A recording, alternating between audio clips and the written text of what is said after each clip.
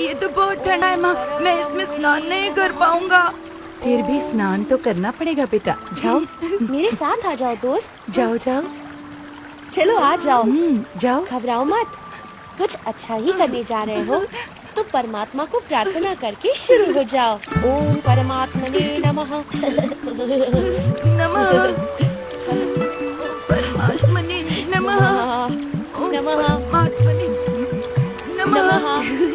ओम परमात्मने नमः। मैंने स्नान कर लिया, मजा आ गया। सुनो, हाँ? मेरे साथ चलो। हाँ, चलो। मैं तुम्हें फिर से स्नान करवाता हूँ। चलो चलो। बहुत मजा आएगा। ओम परमात्मने नमः। ओम परब्रह्मणे नमः। ओम परब्रह्मणे नमः। ओम परमात्मने नमः। ओम परब्रह्मणे नमः।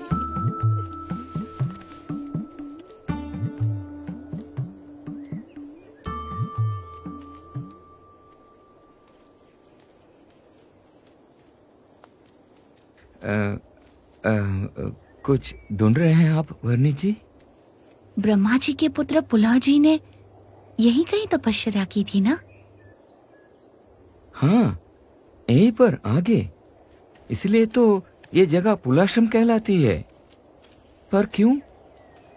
मुझे भी वहाँ तपस्या करनी है। आप इतने तपकृष्ट तो हो ही गए हैं। अब और कब तक तपश्चर्या करते रहेंगे?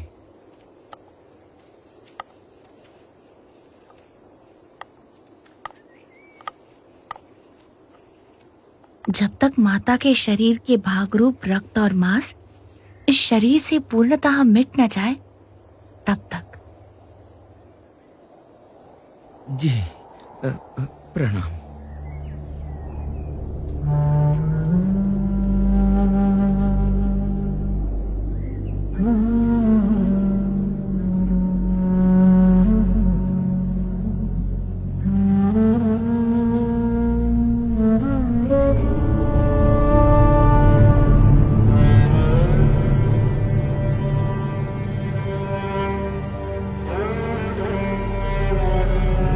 अरे, कल सुबह से ये ऐसे ही खड़े हैं। कितने दिनों से इनकी तपश्चर्या ऐसे ही चल रही है। अपना पूरा जीवन मैंने यहाँ मुक्तिनाथ में बिताया है, पर आज तक ऐसी असामान्य तपश्चर्या के दर्शन मुझे नहीं हुए। ऐसा लग रहा है जैसे साक्षात परमात्मा यहाँ पृथ्वी पर उतर आए हों।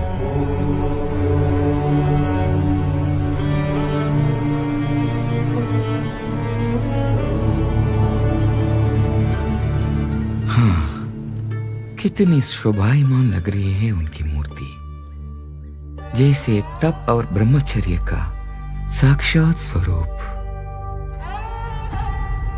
सूर्य देव को भी तेज प्रदान कर रहे हो, ऐसी तेजोमय कांति।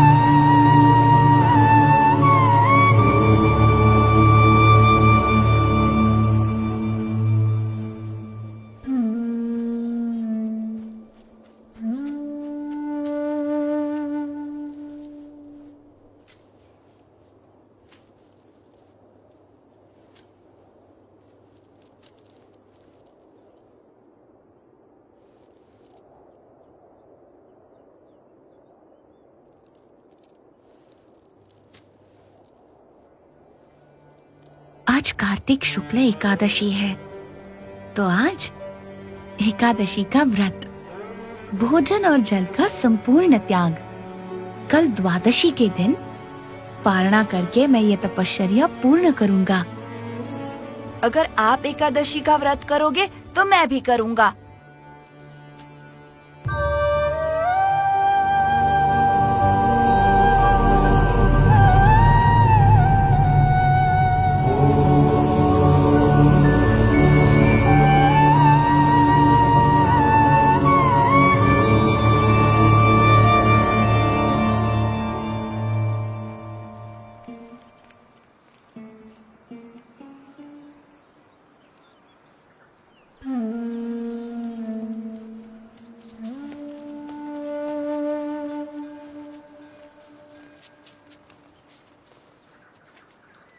नीलकंठ वर्णी, जाते जाते कुछ उपदेश देते जाइए, जिससे कि हम भी सर्वोच्च तपश्चर्या कर सके और हमारा मोक्ष हो।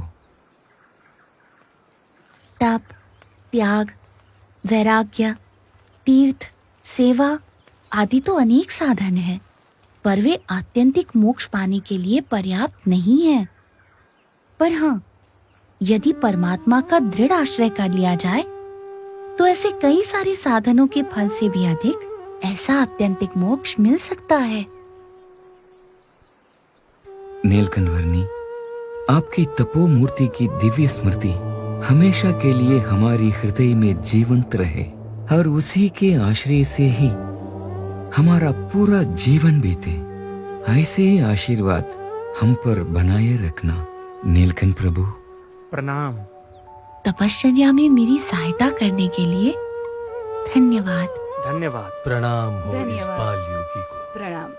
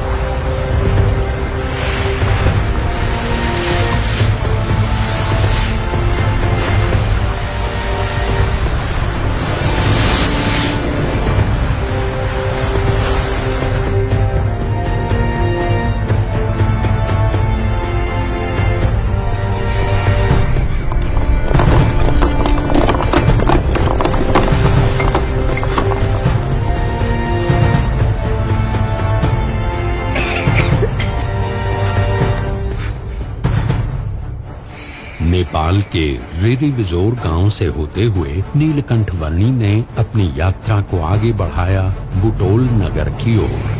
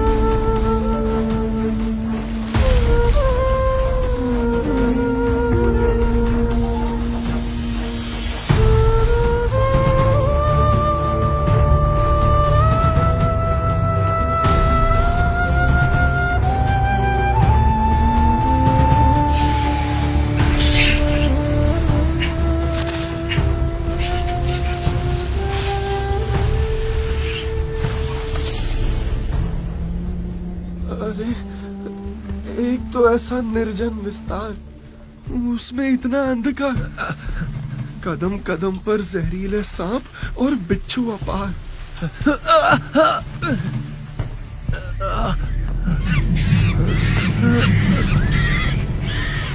और ऊपर से कभी भी कोई भी जंगली पशु कर सकता है कहीं से भी वहां।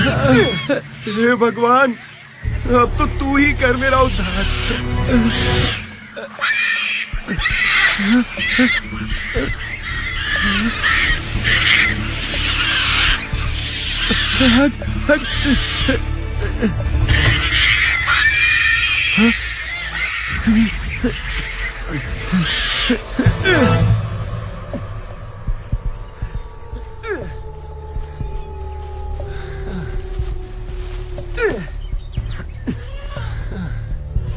लगता है कि अब यहीं से आगे रास्ता मिल जाएगा।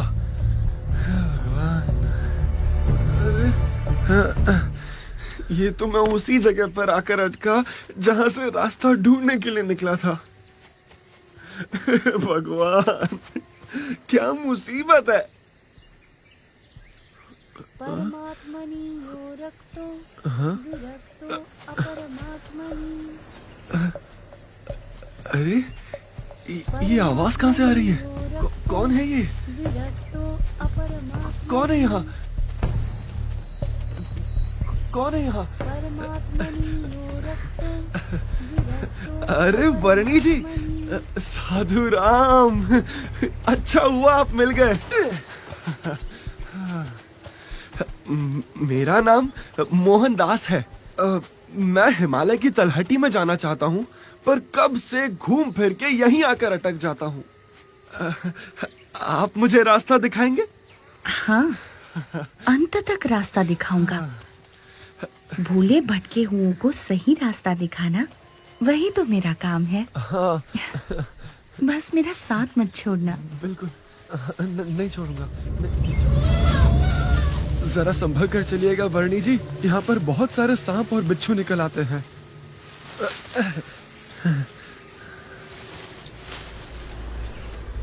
शिकारी पशुओं की तो भरमार है यहाँ, कहीं से भी सामने आ सकते हैं। बहुत ध्यान रखिएगा। इसमें थोड़ी भिक्षा दे दीजिए। धन्यवाद भैया। धन्यवाद। आज तो वर्णी जी के लिए बहुत बढ़िया भोजन बनाऊंगा। प्रभु जी उतारे भाव पार मेरे। बोलो कर ले भजन लगातार मनवा, ओ आत्म उद्धार मनवा, प्रभु जी उतारे भाव पार। वर्णी जी सो गए, मैं भी जरा आराम कर लेता हूँ। लाइए मैं आपको स्नान करा देता हूँ वर्णी जी। नहाइए। आपकी सेवा करने से ऐसा आनंद मिलता है जैसा भगवान की सेवा करने से मिलता है।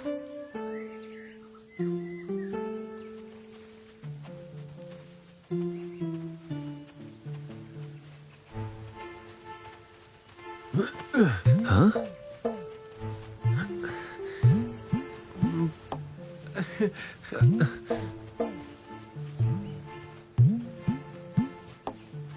ये कमंडलू बहुत सुंदर है। क्या मैं इसे संभाल कर रखूं? हाँ, रख लो। ठीक है, धन्यवाद प्रभु। मोहनदास जी, आप सब कुछ त्याग कर साधु किस लिए बन गए हो? प्रभु प्राप्ति के लिए, मोक्ष पाने के लिए। भर्तृहरि और गोपी चंद दोनों बड़े राजा थे। हाँ थे। अपने समग्र साम्राज्यों को त्याग कर वे मोक्ष पाने के लिए निकल पड़े थे और अपनी झोलियों को टांगने के लिए एक छोटी सी खूंटी के लिए लड़ पड़े थे। लो बोलो। इसकी रचना बहुत सुंदर है।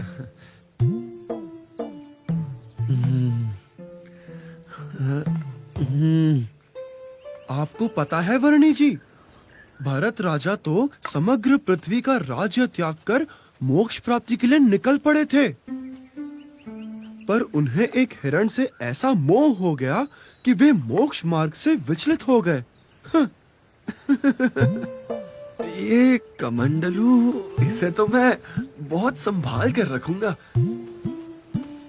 चौवन जी और सौभरी जी ने उस हद तक तप किया था कि वे देह भाव से परे हो गए थे, पर इतना कुछ करने के बाद भी वे माया के क्षुल्लक सुख में मोहित हो गए थे। लो, उनको भी ऐसा हो गया। बड़ा अजीब है ये माया का चक्कर। हाँ, वैसे आप इसका करोगे क्या?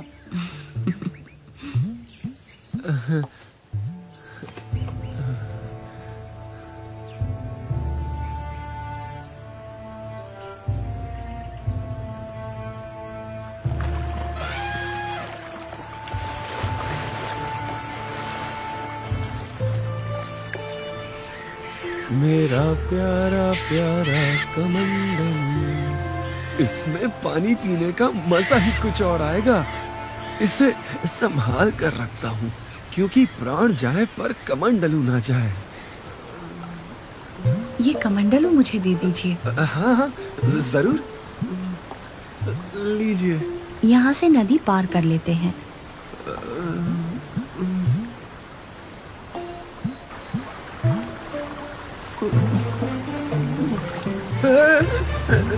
संभल कर, संभल कर। बच गया।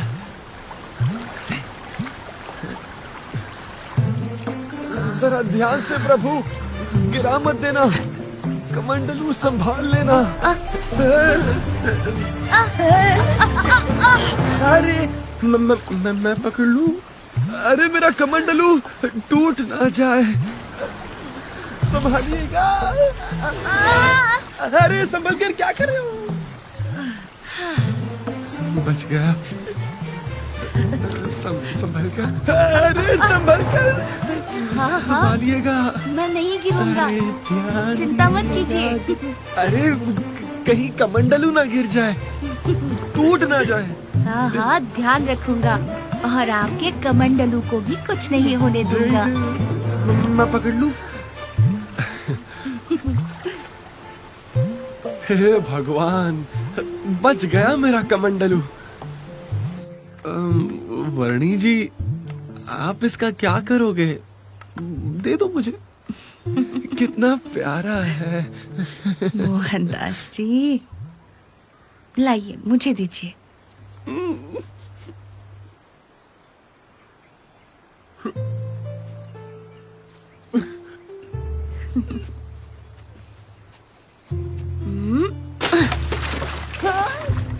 क्या कर दिया आपने?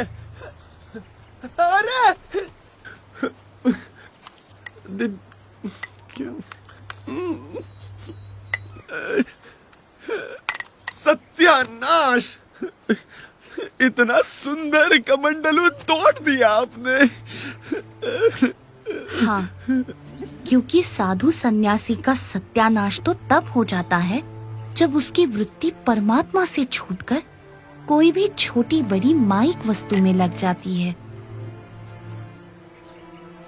जिसको पाने के लिए सब कुछ छोड़ दिया हो, उस परमात्मा के सिवा और कहीं भी लगाव हो जाए तो साधु जीवन का सत्यानाश। सही कहा आपने नीलकंठ वर्णी। मैं भी भगवान के भजन छोड़कर इस तुच्छ कमंडलू के गीत गाने लगा था। मेरा तो स्वभाव ही ऐसा है, कहीं ना कहीं लगाव हो ही जाता है। तो मेरा मोक्ष कैसे होगा? निराशा से निराकरण नहीं होता, आशा रखिए मोहनदास जी।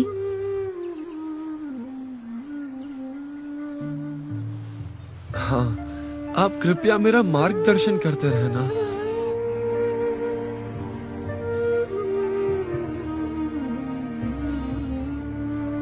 मैं बहुत खुश हूँ नीलकंठ वर्णी जी। मैं भगवान को ढूंढने की साधना कर रहा था और आप मुझे मिल गए। कर ले भजन लगातार मनवा, हो आत्म उद्धार। अब बहुत भूख लगी है, मैं भी ये फल खा लेता हूँ। ये फल जहरीले हैं, आप मत खाना।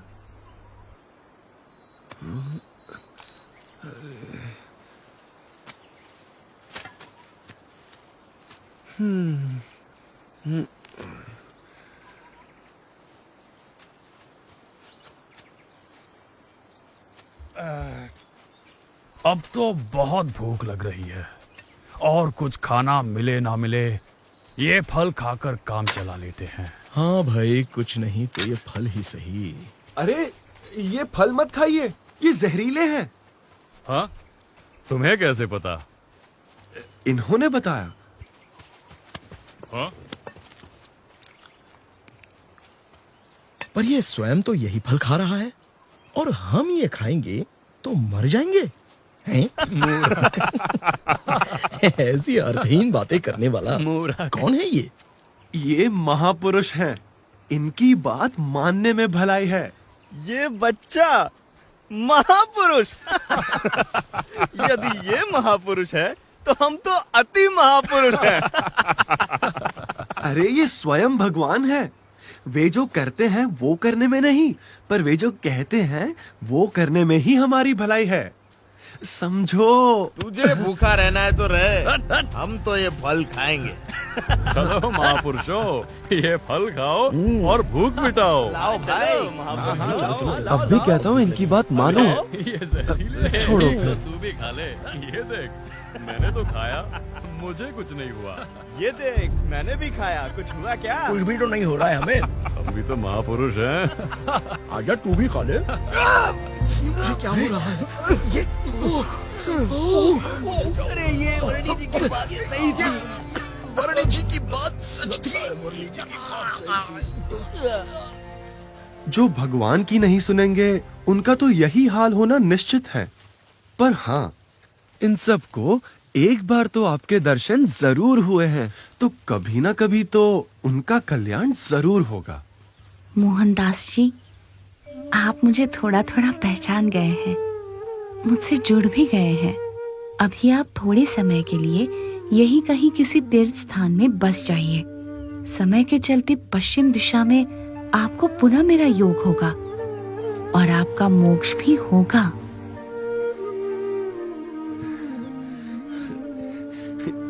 ठीक है वर्णी जी, जैसा आप उचित समझे। मुझ पर अपने आशीर्वाद बनाए रखिएगा। प्रणाम।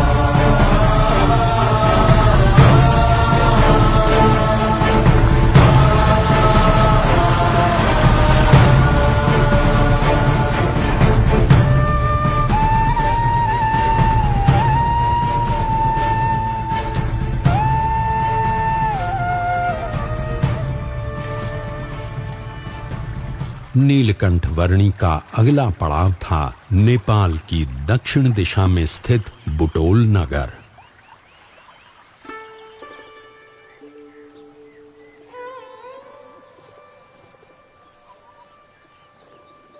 सबका न्याय करने वाले तो भगवान हैं।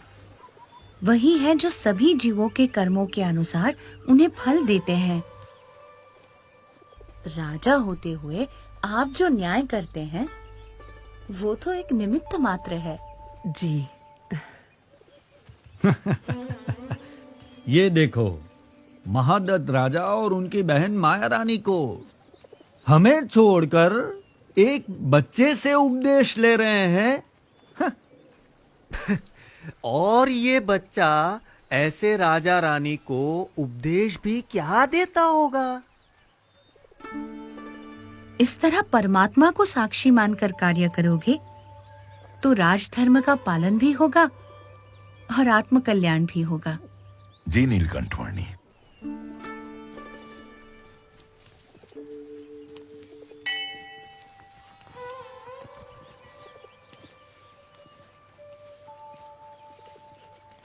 नीलकंठ वर्णी, कोई कहता है कि अहम ब्रह्मास्मि, यानी कि हमारी आत्मा ही ब्रह्म है, तो कोई सिखाता है कि हमारी आत्मा ही परमात्मा है।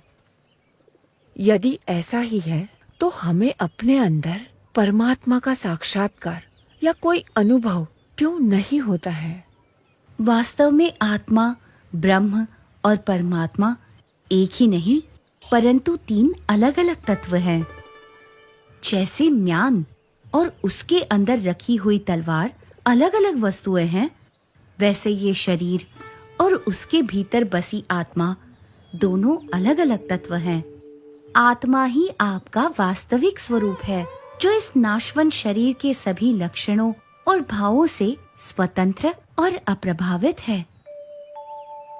आत्मा यानी जीव से परे ईश्वर तत्व है, ईश्वर से परे माया है और माया से परे ब्रह्म तत्व है, और इन सब से परे एक तत्व है सर्वोपरि परब्रह्म परमात्मा।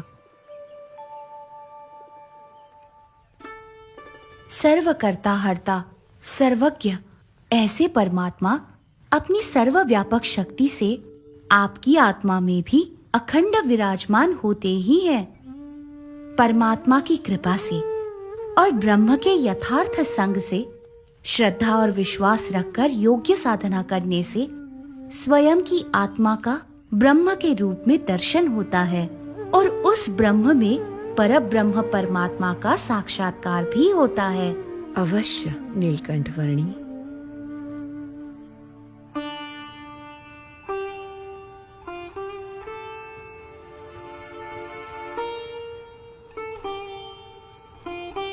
हमारे राजा महादत्त और उनकी बहन माया रानी, इन दोनों को नीलकंठ वर्णी के प्रति कुछ असाधारण सा भक्ति भाव है। हाँ, तभी तो वे जब नीलकंठ वर्णी जी हमारे बुटोल नगर से बिना बताए विदा हो जाते हैं, तब हर बार किसी भी प्रकार से उन्हें ढूंढकर वापस ले आते हैं।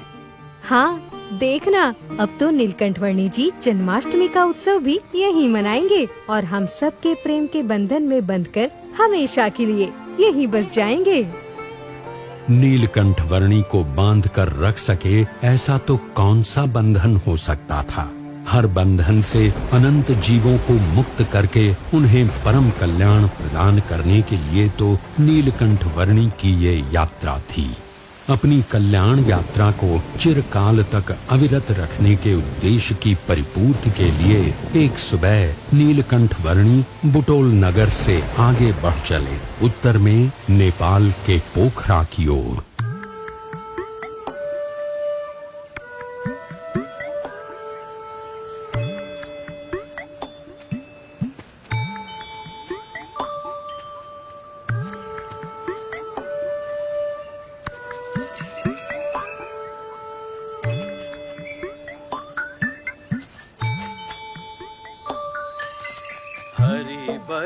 हरि बजो बजो हरि नाम, जप लो निरंतर हरि हरि नाम।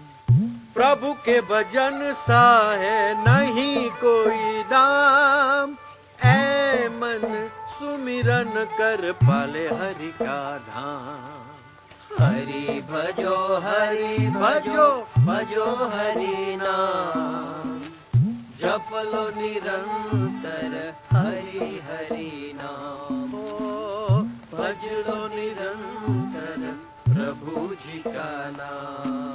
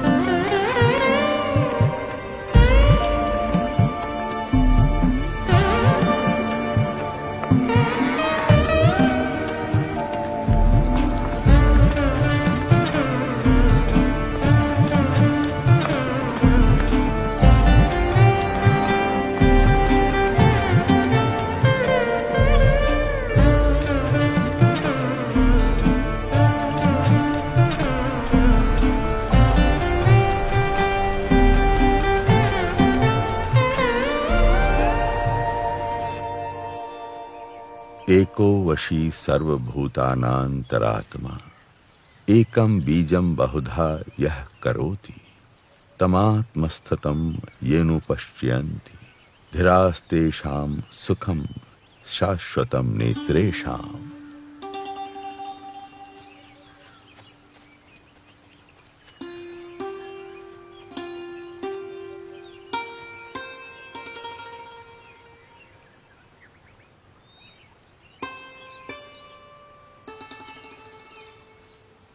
अष्टांग योग सिद्ध करने से भी जो आज तक नहीं हुई ऐसी परिपूर्णता की अनुभूति आपकी उपस्थिति से हो गई।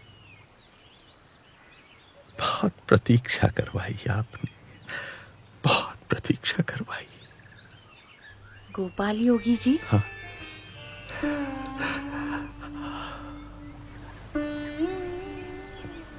आप मेरे साथ मेरे आश्रम में ही रह जाइए प्रभु। आप जैसे निर्मल अंतर के मुमुक्षु के साथ रहने के लिए और आपसे अष्टांग योग की शिक्षा पाने के लिए ही तो मैं यहाँ आया हूँ।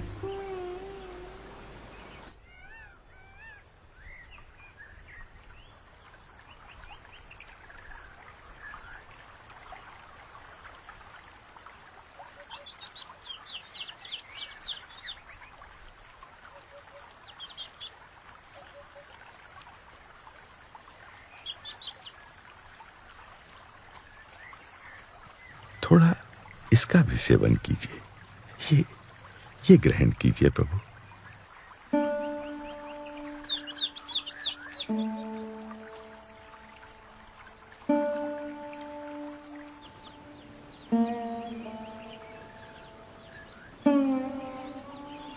सर्वप्रथम कुछ ग्रंथों के अभ्यास से आपका प्रशिक्षण आरंभ होगा। जी।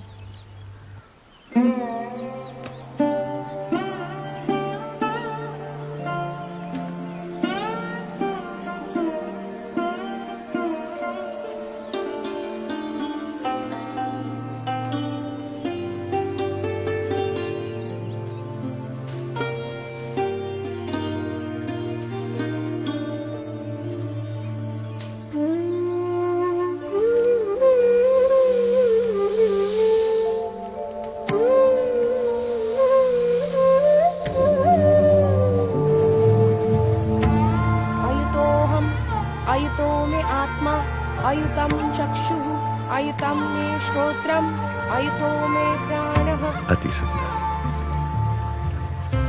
अयुतो मे अपानः, अयुतो मे व्यानः, अयुतोऽहं सर्वः।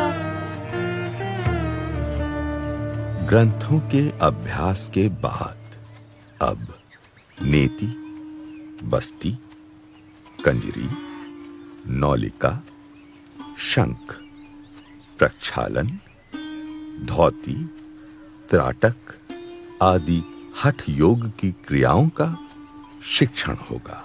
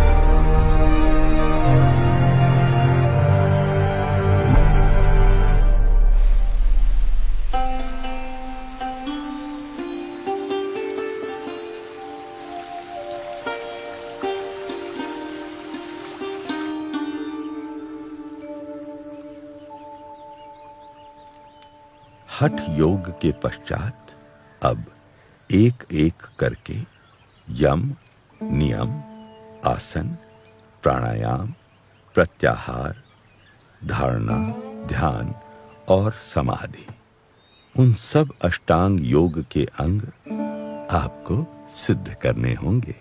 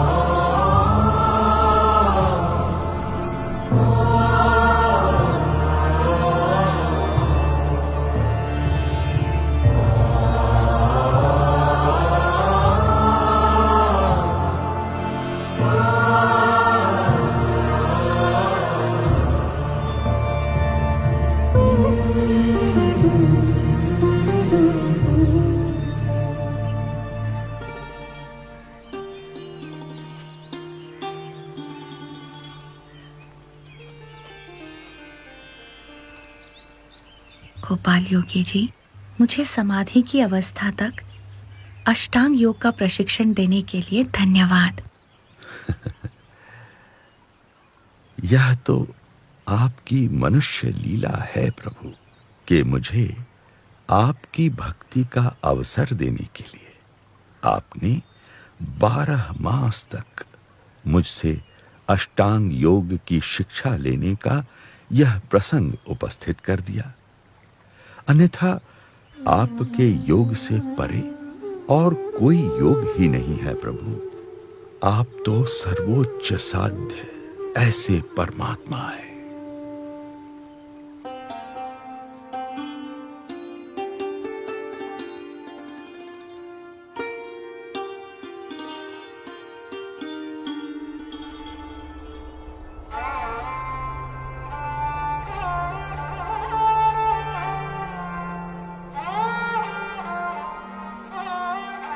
अष्टांग योग सिद्ध करने के पश्चात भी मेरी साधना में जो अभाव रह गया हो वह दूर हो जाए, ऐसा मार्गदर्शन मुझे दीजिए प्रभु। अष्टांग योग का फल निर्विकल्प समाधि की स्थिति है, पर माया के प्रभाव से उस स्थिति में भी बाधाएं आ सकती हैं। इसीलिए निर्बाध और परम कल्याण के लिए परमात्मा की कृपा से ब्रह्म के साथ अपने आत्मा की एकता करके शुद्ध गुणातीत ब्राह्मी स्थिति को प्राप्त करके परब्रह्म की भक्ति करना अति आवश्यक है। वही उत्तम निर्विकल्प निश्चय की स्थिति है और वही सर्वोच्च कल्याण है। आपने अतिशय कृपा करके मुझे ऐसे दुर्लभ और नवीनतम दर्शन का प्रशिक्षण दिया है प्रभु। मेरे अंतर में आप ही का स्वरूप स्थित हो गया है नीलकंठ वर्णी। मुझे देह भाव की विस्मृति हो रही है। आपकी कृपा से मैं कृतकृत्य हूं नीलकंठ वर्णी।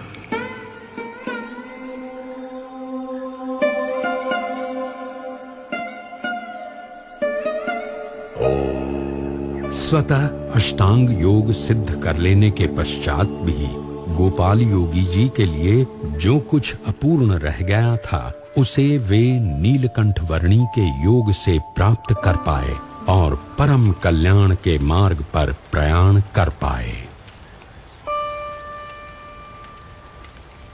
पृथ्वी पर कई ऐसे जीव थे जो अष्टांग योग जैसी उच्च साधना तो नहीं कर पा रहे थे, पर किसी न किसी प्रकार से मोक्ष प्राप्ति के प्रयास तो अवश्य कर रहे थे। नीलकंठ वर्णी चाहते थे कि हरेक जीव आत्यंतिक मोक्ष की परिभाषा से अवगत हो और परम कल्याण को प्राप्त हो। इसी उद्देश्य की पूर्ति के लिए पश्चिम दिशा में जाकर बसने के संकल्प के साथ नीलकंठ वर्णी बढ़ चले अपनी अनंत कल्याण यात्रा के अगले पड़ाव पोखरा से होते हुए काठमांडू की ओर।